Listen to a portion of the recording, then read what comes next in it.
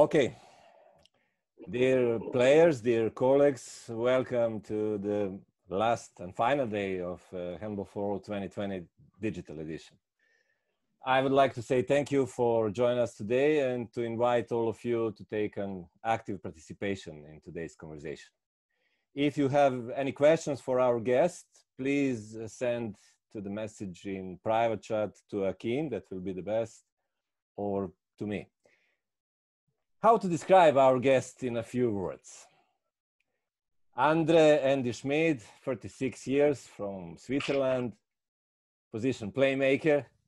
Interesting that all his career built in just 3 countries, almost in 3 clubs. I will not say, because he started to play in his home city, Lucerne, in Borba, and then moved to Grasshoppers and Amicizia, that was the name of the same club, 5 successful years there in Switzerland. Then moved to Denmark, Bjerringa Silkeborg in 1 year, and then from 2010 until 2022, will stay at least in Rhein-Neckar Löwen in German Lions. For Swiss national team, debut like very young player with 20 years, and until now play 180 times and more and score more than 870 goals. And his number is number 2 in the national team in the club. He won twice title in Switzerland, 2 titles in Bundesliga and 1 German Cup, and 3 German Super Cups. Also, he won European EHF Cup Winners' Cup in season 2013. Individual awards, a long list, and maybe the most important 2 MVP titles in Swiss Handball League in 2008 and 2009, All-Star Playmaker in Danish Handball League in 2010, and then 5 consecutive titles of Bundesliga Player of the Season from 2014 to 2018. Andy is considered like one of the best playmakers of his time, and he is well known as assistant, but he is also scorer, and he scored more than 1,200 goals in his more than 300 matches in Bundesliga. It's a special pleasure for me finally to catch him to be with us and to have you. Thank you, Andy, for coming. Thank you for sharing your time with us, and I hope that you will enjoy today with us in our small chat conversation. Thank you very much, Dragan, for the really nice words. It's nice to hear that beautiful words about me, but I'm not this kind of person who likes to talk a lot about what I have won and stuff like that. This is for after the career, when I have to tell my kids that I was a good handball player, that I can show them some titles and some pokal. But I'm happy that I'm here. We have a special connection, Dragan and me, because he was my national team coach, and since then we have we are still in good contact because it was a really nice time for me. I have learned also a lot from you, Dragan. I was not ready there. I was not the player who I am today, but it was a really nice connection, and that's why I'm happy to be here. And I'm really open for your question. You can ask me everything what you want. Everybody here inside in the chat, and yes, go for it. I will open the discussion. Usually I wear Handball for All things, but today I wear some special T-shirts, and you remember that one. And that means joy prevails, and that's something what is important, because every one of us learn, Andy, and of course me as a young, at that time still young coach, I have to learn many things, and every one of us is different now than we were before. But I'm really happy when I watch in our past and things what we did in the beginning. But let's open with a few questions. I think it will be easier for others if I open with a few questions and then give them an opportunity to ask you. Why handball, Andy? It's easy. It was an easy decision. I started when I was 6 or 7 years old, and then my friends took me first to a football game. I was going together in Switzerland with my mother and my sister, my older sister, and it was raining, rainy like hell.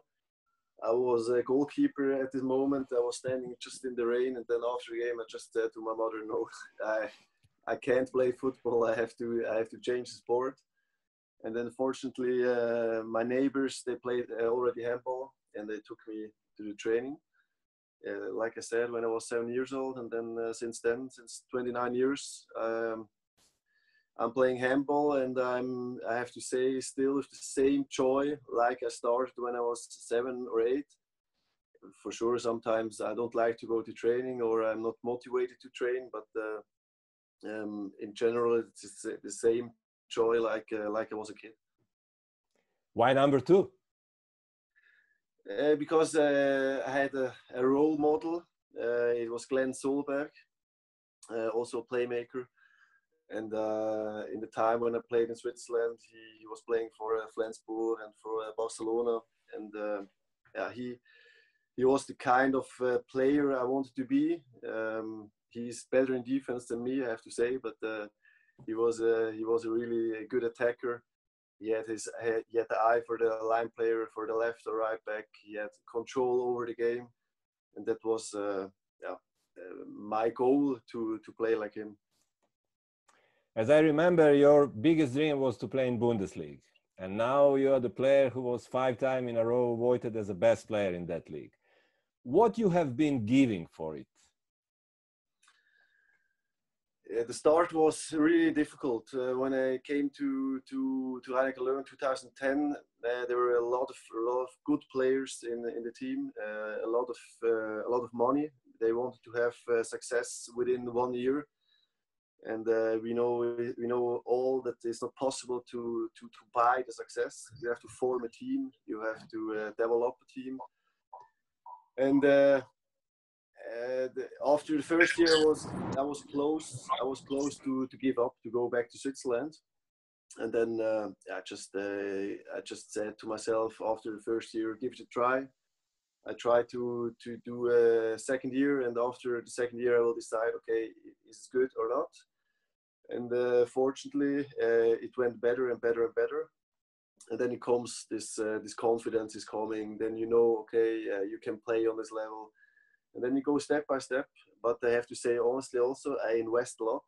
I invest a lot of time, not only in the trainings hall, I invest also when I'm at home, that I watch games, that I watch videos, that I watch different players, that I watch the defense from the opponents. And that helps me to get it in my head that I can't be surprised in the game. And that's a really, really important thing for me. That I never feel really surprised, and that I have the confidence in my game, that I have the confidence in my team. And that's why it's, like I said in the video, it's a little bit God-given, the talent, but with only talent you can't succeed. That's why it's important to invest also in the training hall, or to invest when you're at home, when everybody else is maybe going to a cinema or going to eat with some friends. Maybe then I'm at home and try to watch some games. Handball for All is exactly project what is main reason to be established to help young players to understand how important it is to work individually on individual base, how to work more, and that everything is about work. Actually, that when I was presented with Swiss national team, I mentioned 3 most important things for success. That was work, work, and work. You remember well. But for someone who is really, I have to say, also a symbol of Rhein-Neckar Löwen and Lions, and thank you for sharing your changing room, your dressing room with us after your practice. Other part, to be complete player, you also need to have your national team on the high level. And I would like that you share your thoughts about Swiss national team and meaning for you. it has a big meaning for me because I'm Swiss guy. I'm also a little bit patriot. My family's there, my friends are there. It's every time nice to play in my home country. But it was also a hard time, I have to say, because it's two different levels. And sometimes when I came from Bundesliga to or from Denmark to national team, they think different about handball. They think different about the sport because it's not that professional in Switzerland. And then sometimes I really ask myself, is it worth to invest the time, or is it better to stay with my family and to rest my body? And then I tried it once that I said, okay, I need a break. And then Swiss handball Switzerland is really small. And then everybody's calling. I took my phone. Hey, why you're stopping? Why you're stopping? You think you're better than the other one, or what is going on in your head? And that was a difficult time. But now you have in Switzerland, I think 17, 18, 19 players who really wants to invest, and that's the most important thing, because everybody can say, okay, I want to put everything in handball, but yeah, you have to do it, and that's the main point. And I heard it many times the last 15 years that everybody wants to invest everything in handball. But beside of it, they were studying, they were having another job, or they were hanging around with friends in the city, or they couldn't come to games or practice because they have wedding of a friend or birthday parties, and that's not the way it is. And since 2-3 years, they're young players. They want to develop their play, and that's why we have also a little small success now with the national team, because if you have 14, 15, 16 players who invest everything in the sport, then one time the success will come. Great. In your club, you play with the players from different areas and different cultures. From Scandinavia, you have from Denmark, Iceland, Sweden. From Balkans, you have Macedonian, Serbian. From Spain, France, Germany. How does it all work? It works fine. The last 2 years didn't work really well because we had some changes in the team. But you could see when 2012 it was then the era of Leuven starts a little bit with Pettersson is coming from Fuchse, then Kim Ekdal Thury was coming, and then you had 4, 5, 6 players who were together all the time for 5-6 years, and then we won first champion 2016. It took us 4 years to proceed or to develop our game, and in the end, it was, I have to say, maybe the best team we had in the last 10 years, because I knew exactly what Kim Ekdal needs, I knew what Pettersson needs, and we had a good defense, we had good goalkeepers, and you could see in the last 2 years that it doesn't help if you change a lot of players because it's every time you have to get used to it. You have to get used to new playing style. For example, now is Romain Lagarde, a young French player. He's a totally different player. Or you have Steffen Fett from Germany. He's also totally different. And then sometimes I'm as a playmaker, I was sitting after training or sitting at home, and then I was thinking that I have to change in the game. I have to change my style of play because the left back is different. Because when Steffen Fett is there, I have to play different, and when Romain Lagarde or Mes Mensah is there, and that was difficult sometimes, because also we had a coach who changed a lot, and then it was sometimes in some games I really felt a little bit lost. I have to say it, because I didn't know which kind of game I have to play now. And that's why it wasn't that successful. That's why I'm a really big friend that 14 players, good players are in the team, but you need 4, 5, 6 players who are responsible when it's deciding moments, that everybody knows these guys are taking the balls, these guys are taking decisions. I agree with you, but from other point of view, how looks the life of handball family? You met Teresa, our Scandinavian friend, our handball friend from Scandinavia, very special guy. and he was also a very famous handball player and his family. And I have to mention that you are also the father of two sons, Levi and Leo. How looks the life of handball family from different countries in Germany? It's quite a nice life. It's I'm not the biggest fan of Germany. Germany is special, but yeah, this is our second home now. My wife, like you said, she's a Norwegian. My kids are Swiss, Norwegian, German, everything a little bit. And yeah, we are just enjoying the life here.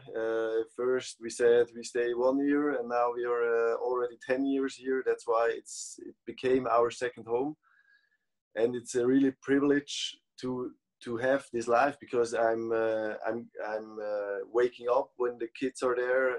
I'm going to bed when the kids are there. I'm almost every time there. Okay, there during the season.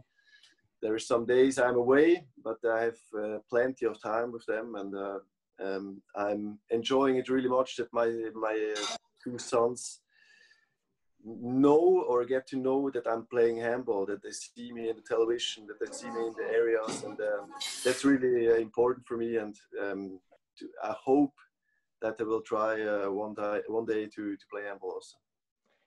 I promise to you that I will not push you to speak so much about something what is important for me. That was September 2019, was important day for a handball, when someone finally decided to write a handball book for the kids.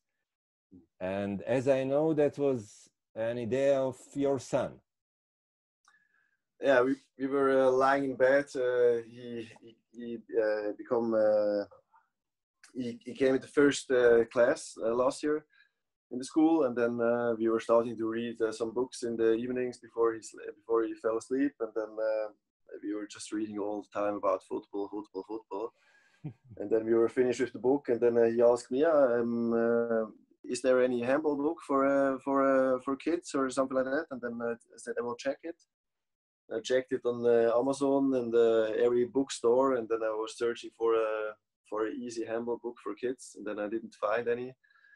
And then I just tried to start to write a little bit, to write like a handball weekend of a young kid could look like, and that's why yeah, it was just a nice story to write a little bit when he was sleeping, and then last September I bring it to the market, and it was a good success. That's nice. That's nice. From my part, I have to tell you and some colleagues that today was the day when I published finally my book. This is the Serbian version, and you are somewhere inside. I will send you English version. Perfect. Because this book is, can you imagine, about defense and about 3-2-1 defense. And you will find your place. Even you said that defense is not the best part of your playing style. I have to say that you know to play very good defense, and I have to say that in 3-2-1 defense, you know how things work.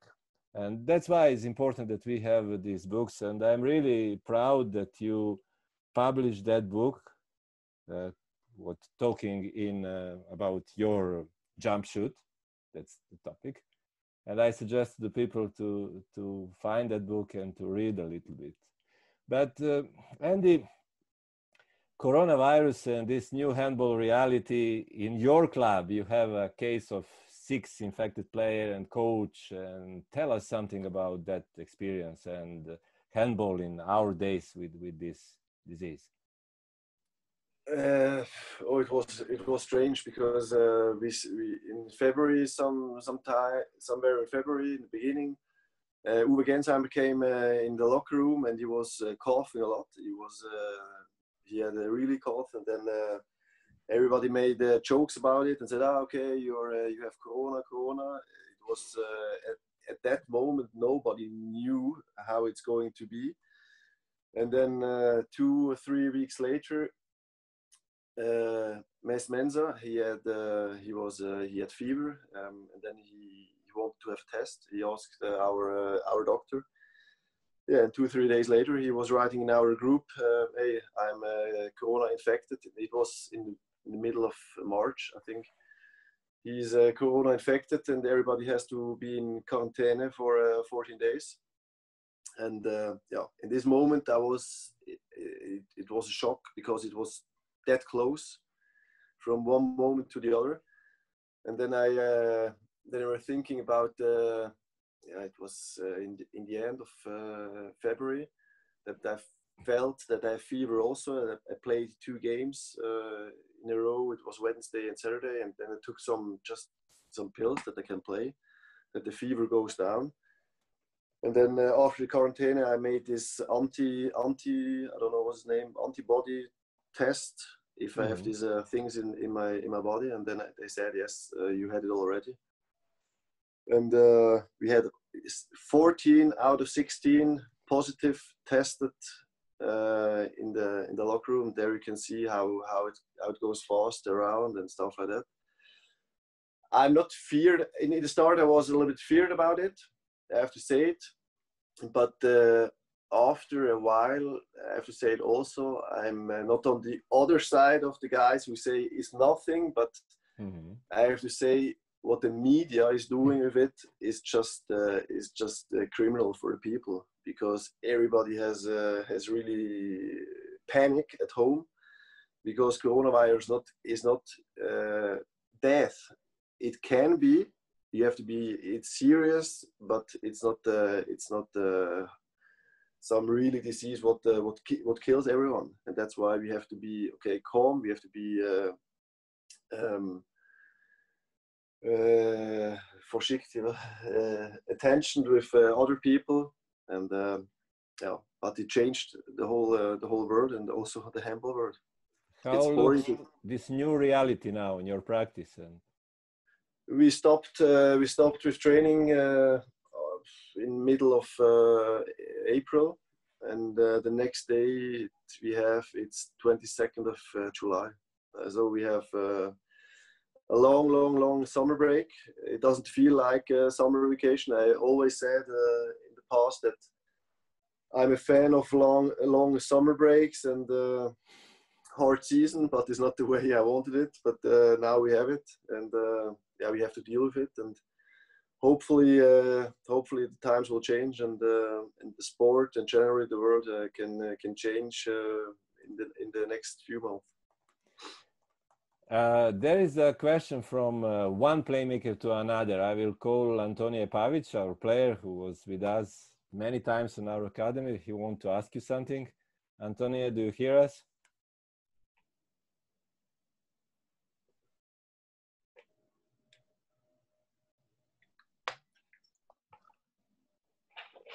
Are you here? Yes. Finally. So can I say, yes. Yeah. Okay. One question for Andy. Can you tell us how is feeling when you know that you are one of the best middle back in last 10 years, and how you let's say fight with that pressure and expectation from you, because everybody waiting for you to make something, to make some miracle on the pitch and some individually skills to give your left or right back to score, or all the team. And for me personally, I watch Rank 11 to enjoy in your games, and the big for me is that magic on the court, how you do that. Thank you very much for the nice words again.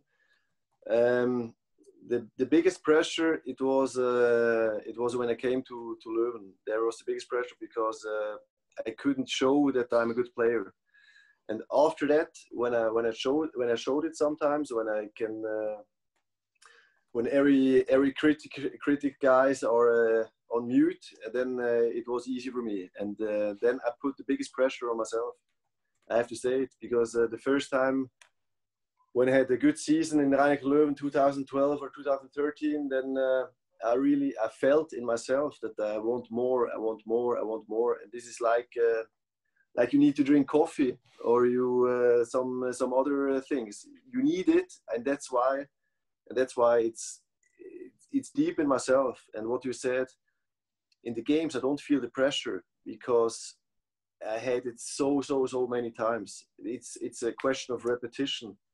When you know that in every kind of situation you succeed one time or two times or three times in the last 5-6 years, then you know you can do it again. But I make a lot of mistakes also. And then after the game, you have to think about your mistakes. And then sometimes I'm 36 years old, and then sometimes I'm going home after games and just lying in the bed and thinking about the game. And then I say to myself, oh, it can't be that I make this fucking mistake again, because I did it when I was 24 or 23 or 27, but now I'm 36.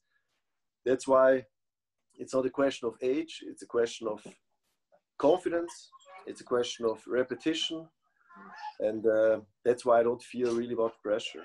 And it's every time you have to, it's easy to say, but you have to listen to yourself, because so many guys around you when you're a player, it doesn't matter if in Bundesliga or in Serbia or in Croatia or Macedonia or in Slovenia, I don't care.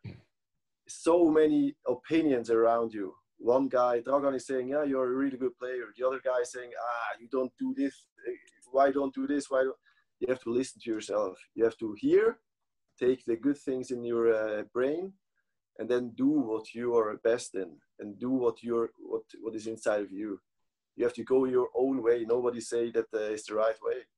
And that's why, just a small example, I don't want to talk that much, but a small example, when I went to Denmark, when I changed to Denmark for Switzerland, there were 90% of the people, they say, okay, that's a really, really big mistake. You have to go directly to Bundesliga. You have to do that. You have to do that. And then I was insecure also.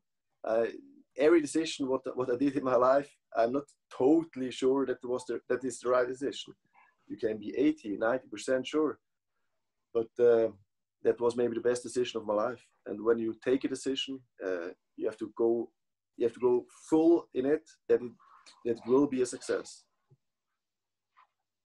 I hope it was not too complicated. No, Tony, are you satisfied, Tony, with the answer? Of course, yes.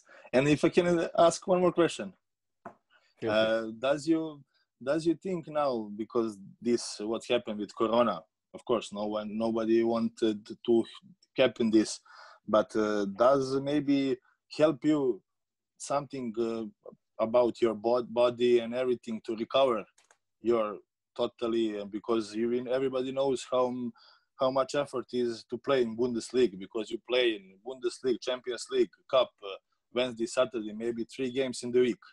So what do you think about that? Yes, it can be, but in my view, I'm already 36. I have not that many years to play, because I would prefer to play now, because maybe I have 2-3 good years in my body. But for example, for players like Duvniak or players like Pekl, they're 32, 33, 34.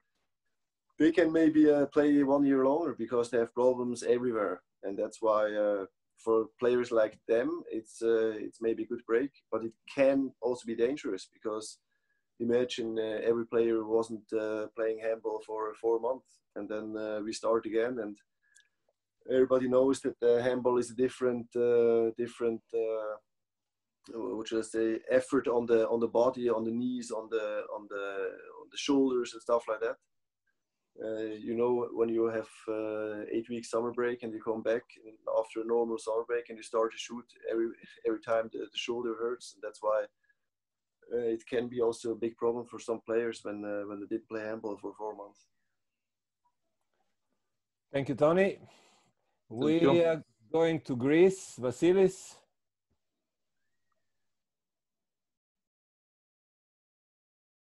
Do you hear us? Yes. Good evening, Dragan. Good evening, Andre. There is some video also. Hello. I don't know if you can see me. Yes. Hi. Hi. I thought in the beginning that the question would be made by Akin, but it's okay. We can see each other also. So my question is, in modern handball, a player of your style and your abilities, how is he able to read and follow the coach's tactic and the coach's order in the crucial moments of the game and also in the whole game? And in the end, decide the decision is through the weak tactic, or it's just in your head in the moment or in the situation? If you want me, I can repeat. No, it's okay. It's okay.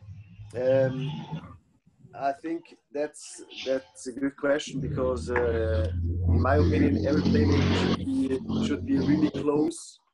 Should be really close to the coach. Should be a lot of conversation between them, because in the end, the coach is beside of it, beside of the field, and he has to say to the playmaker what he wants to play. And a good example, especially with Nikolai Jakobsen, we had the connection like this, that he let me play, and when he had the feeling for it that I need help, then he came to me and helped me during the game. When you're playing good as a playmaker, then everything is all right, and my wife can call and say, "Hey, play this," and then I play it. Then is everything easy. But when you're in troubles, when you missed maybe 2 shots, when you make some mistakes, then a good coach, in my opinion, he feels that or he sees that, and he comes to me and say me, "Hey, let's play this to get secureness in the game." And that was a big advantage that I was on the bench during defense, because he came to me in this moment. It was 30 seconds, 40 seconds of break for me to calm down, to talk with him. And that was a big advantage. And in the crucial moments in the game, it depends how you're feeling. And also there, when you're feeling good, then you're doing the right decision. But when you having a good game, then you need help. And then I got help every time. And then I try also, don't take the decision by myself, see which player is in a good shape today, which moments gave you goals the last 40-45 minutes. And that's why that's important. Thank you, Vasilis. Are you satisfied with the answer? Yes, of course. But is there any possibility I can ask something more? Feel free. If I got it well, in the beginning of your presentation, you said that you enjoy to play against 6-0 or not. That was correct or not? I don't care when I'm honest. I like also to play against 2-1.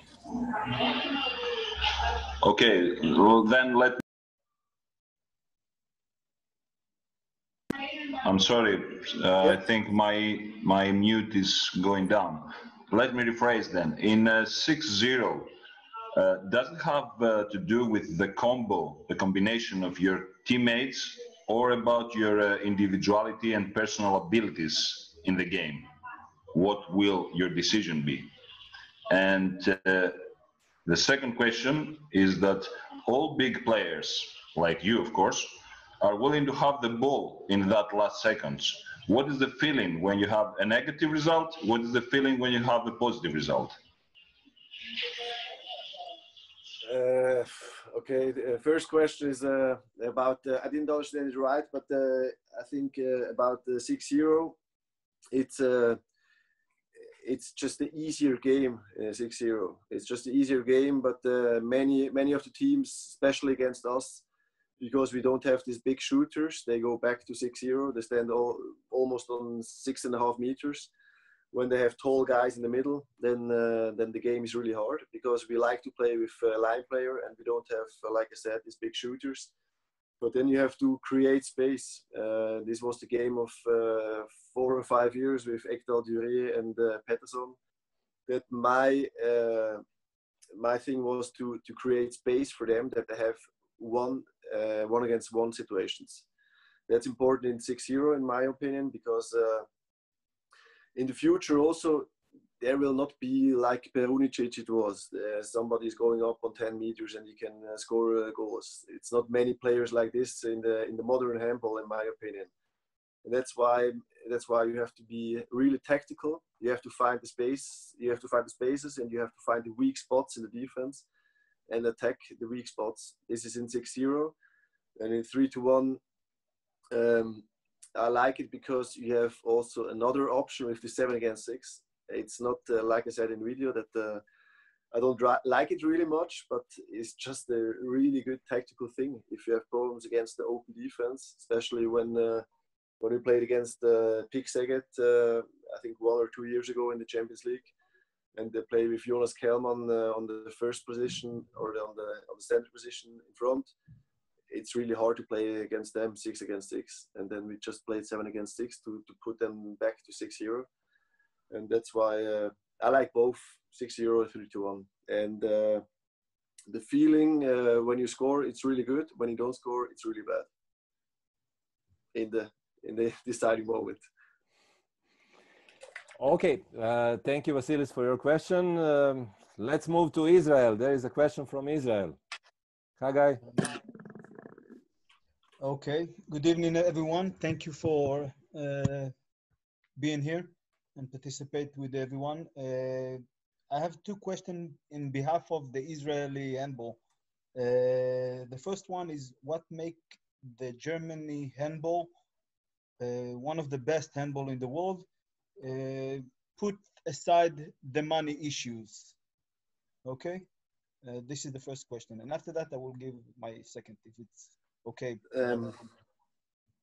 It's, in my opinion, it's an easy question because okay, I have to put the money beside, but in the end there are 4,200 clubs in Germany.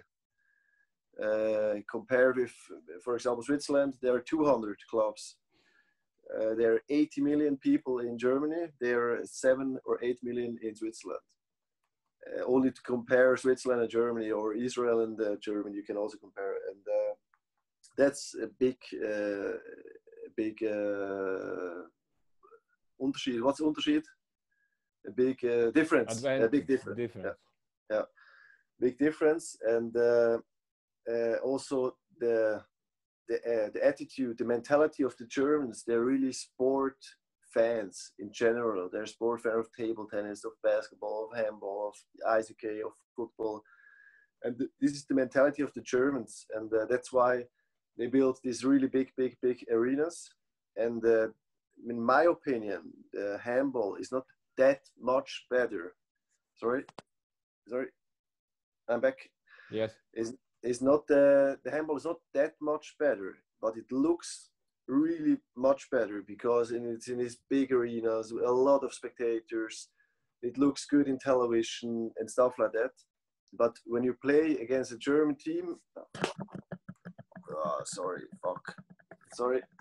when you play against maybe a German team in a court where there's no spectators, nobody's looking, no television, then maybe it's okay, maybe they're a little bit better, but not that much better like it looks in TV. But that's also the confidence what the Germans have, that they know that they're good, and the kids are watching them in every January in World Championship, in European Championship, and they go back to mama and papa and say they want to start handball, and that's why handball is getting bigger, because many kids are starting to play handball.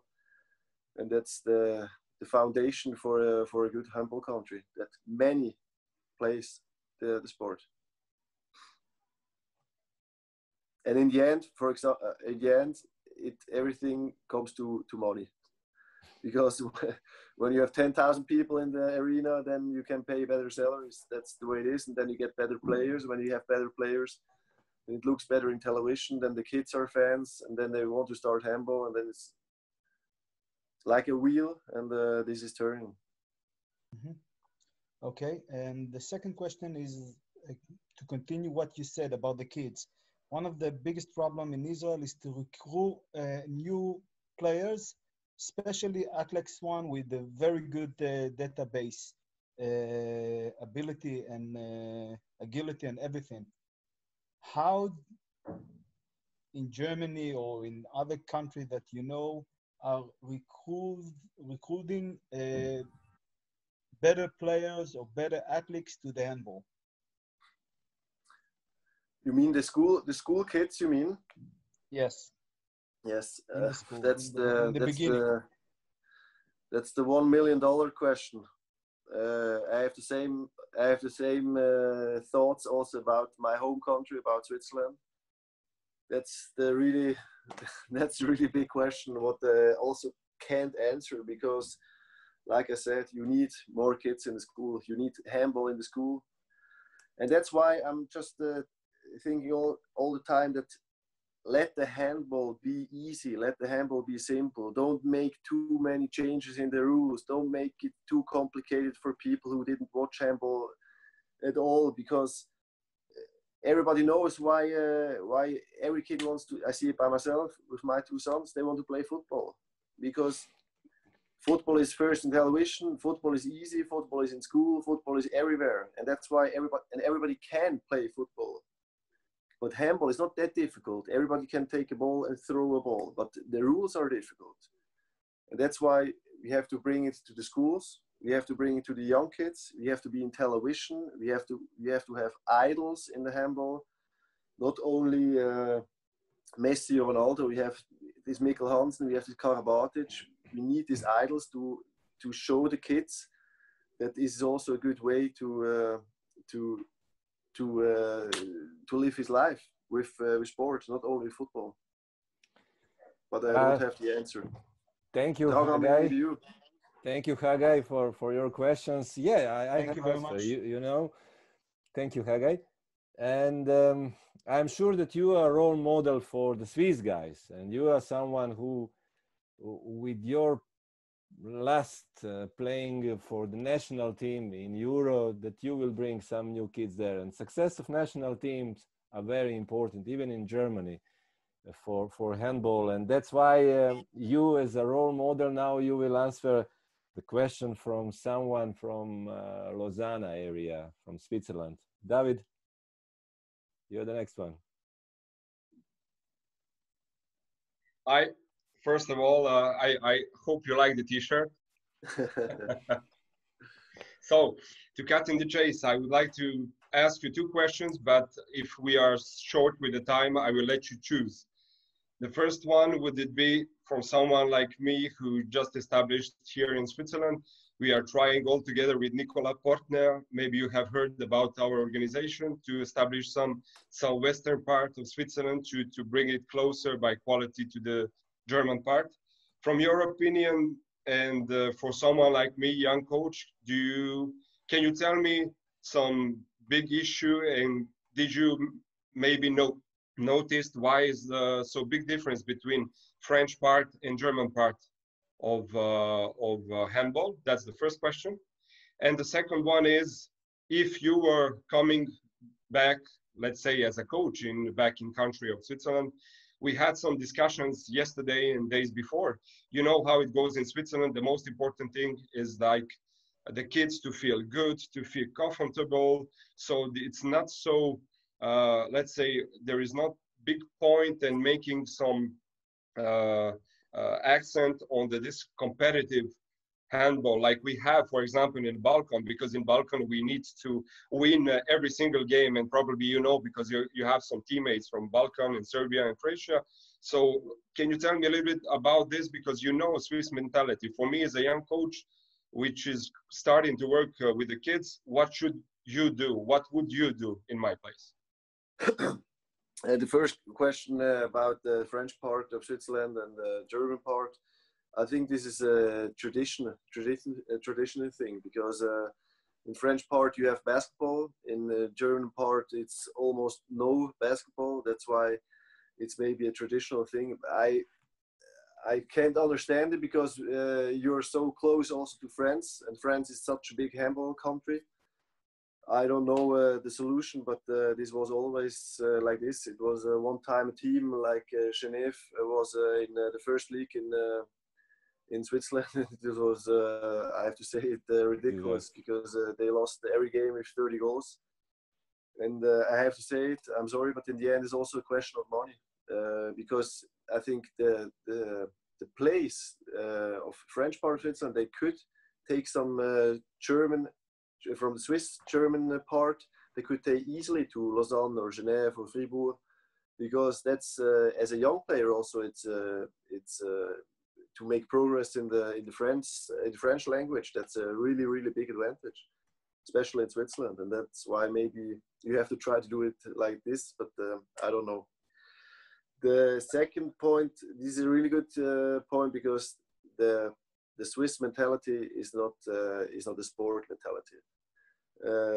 I like really much I have to say it also because Dragan is there, but I really like the Balkan mentality, because you can feel that they want it, and they have this play things in everybody, in every kid. You can see it. They want to play with the ball. They want to compete with everyone. They want to have some bets between or something like that, and that's the mentality thing. I don't know if it's a good chance in Balkan to change his life, to go to Germany or to go to Austria, to go to, I don't know, France, to earn good money as a handball player. Because in Switzerland, if I say it directly, the Swiss young guy doesn't need to play handball for the money. He just needs it to pay his bills for the study. And after study with 24, he say, okay, I get now 4,000 euro in handball, or I can get 7,000 in a job. And my mother say, take the job. My father say, take the job. And my girlfriend say also, take the job, because I want the 7,000, not this 4,000. And then takes the job. That's why that's a mentality thing.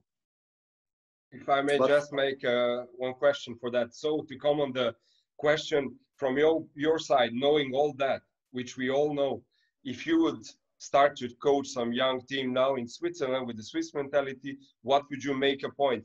Try to demotivate the kids to do the handball in Swiss way, or you will try to mix some, let's say, Balkan is this fighting spirit?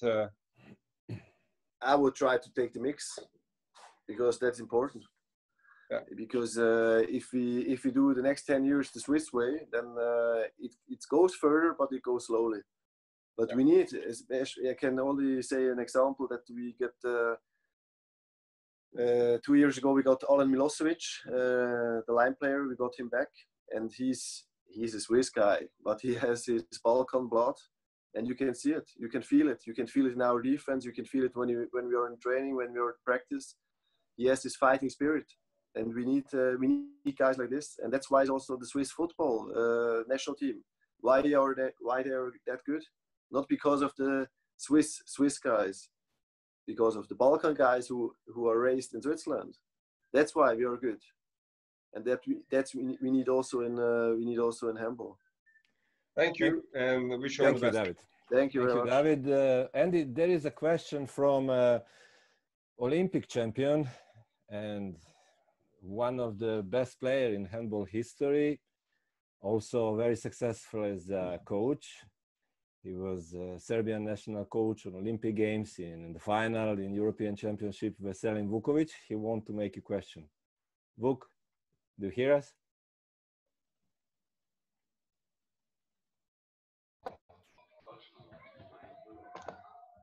What's about video?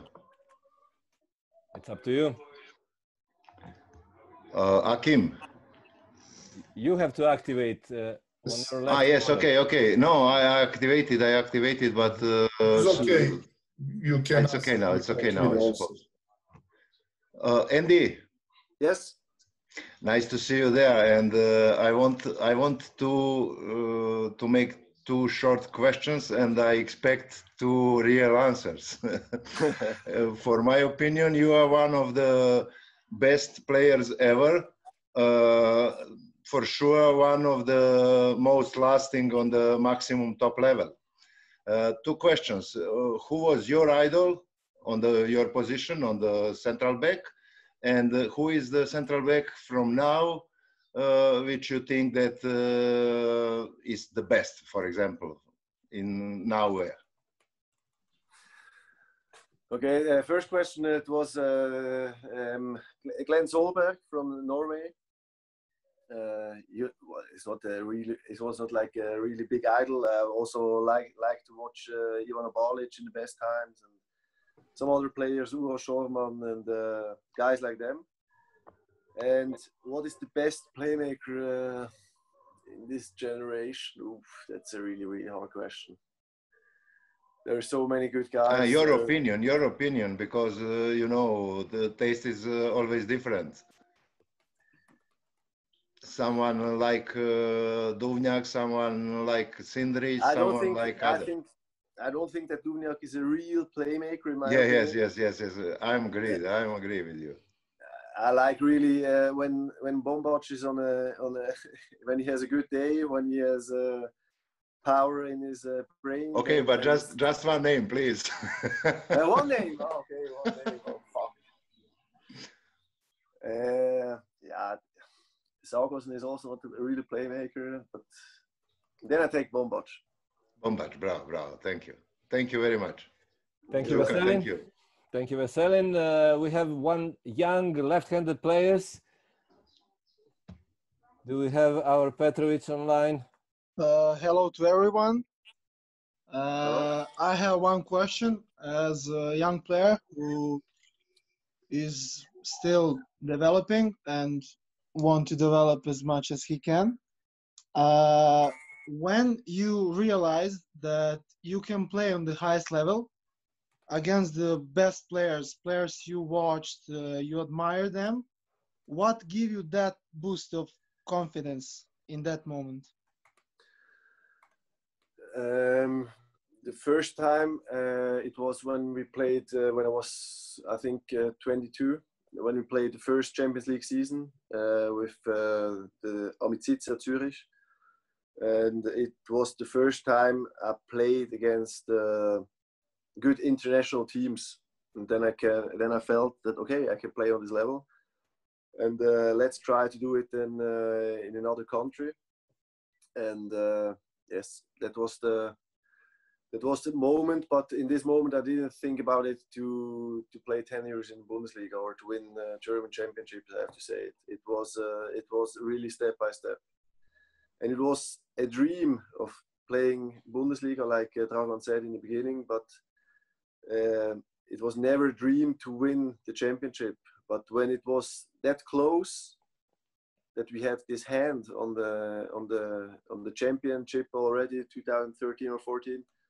Then it was over. Then it was really hard to go away, because I felt in this moment, I felt like somebody took something away what it belongs to me, and then it was inside of my body and my brain and in the whole team. It was such a big change, and we need to win this trophy. That's why I want to explain that it's every time step to step. Don't think too what is in 10 years, what is in 12 years. You never know. That's why try to get better and better and better. Take some small steps, take some small goals.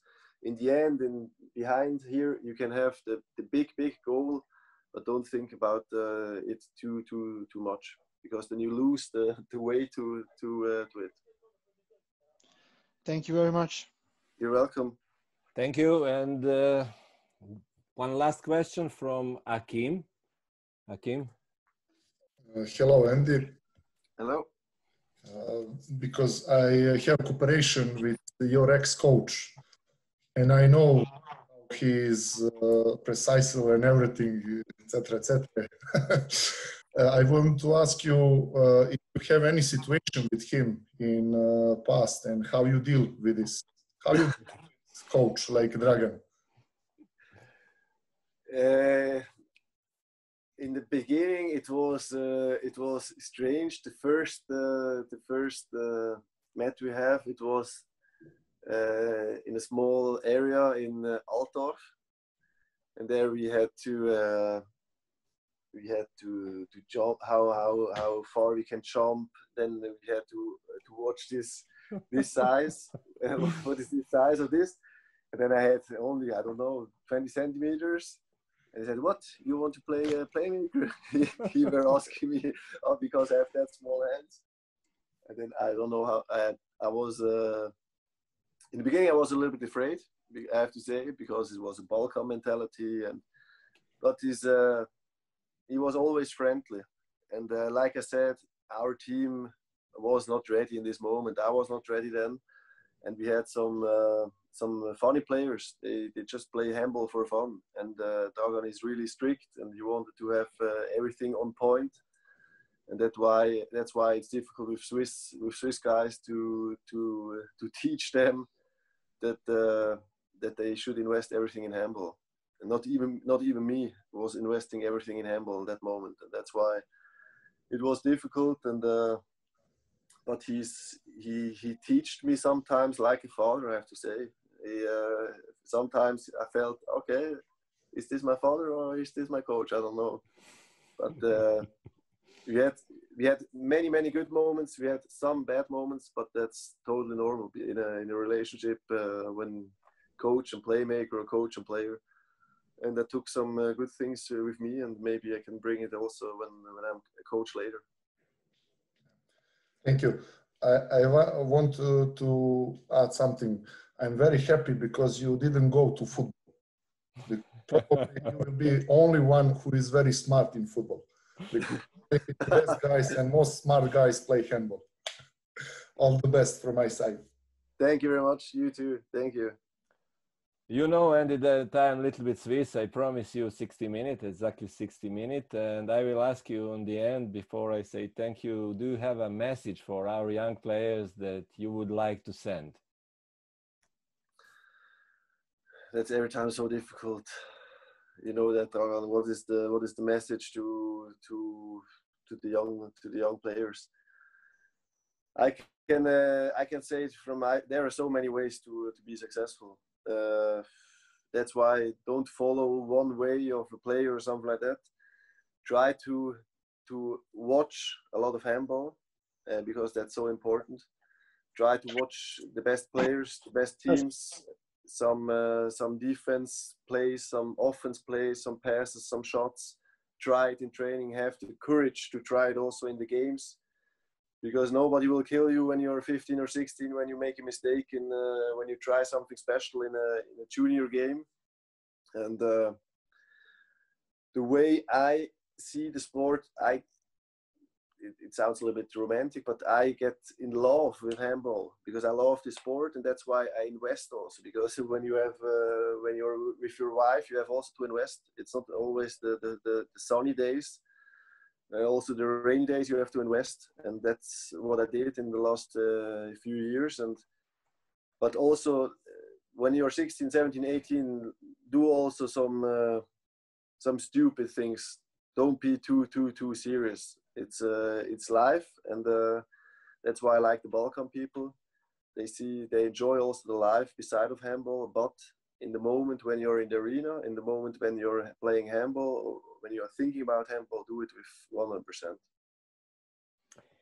Thank you, Andy. Thank you for the message. Thank you for being with us, sharing your time. And that's maybe the best way to finish this strange digital Jubilee Academy, because in normal time we will meet in Serbia, but who knows, life is still in front of us. Wish you all the best.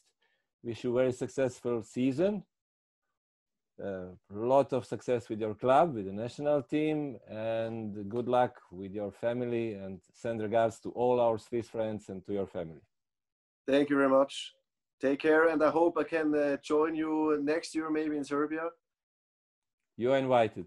You don't need invitation. Thank you very much. Thank you all for participating in the last 5 days with us.